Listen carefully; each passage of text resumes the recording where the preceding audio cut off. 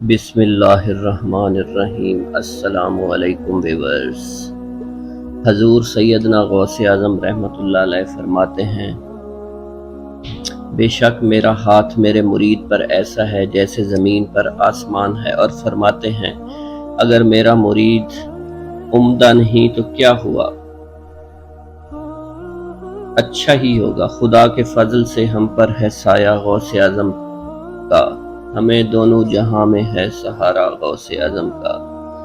مریدی لا تخف کہہ کر تسلی دی غلاموں کو، قیامت تک رہے بے خوف بندہ غوث اعظم کا۔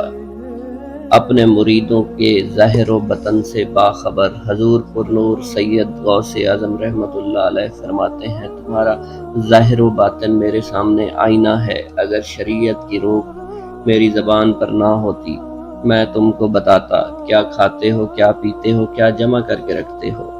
ہمارا ظاہر و باطن ہے ان کے آگے آئینہ، کسی شے سے نہیں عالم میں پردہ غوث اعظم کا۔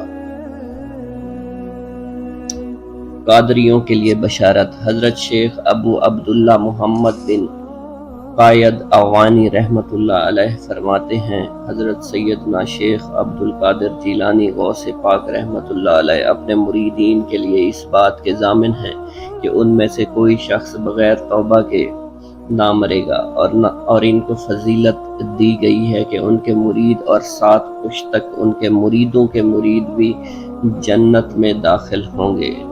واللہ عالم۔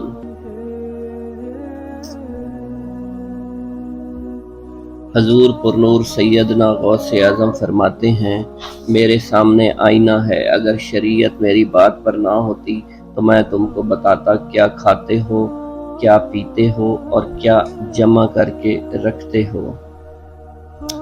7 پشتوں تک مریدوں پر نظر کرم۔ سرکار بغداد حضور غوث پاک رحمۃ اللہ علیہ فرماتے ہیں کہ میں اپنے مرید کے مریدوں کا 7 پشت تک اور ہر ایک امر کا ذمہ دار ہوں۔ اگر میرے مرید کا 70 مشرق میں کھل جائے اور میں مغرب میں ہوں تو میں اس کو چھپاتا ہوں۔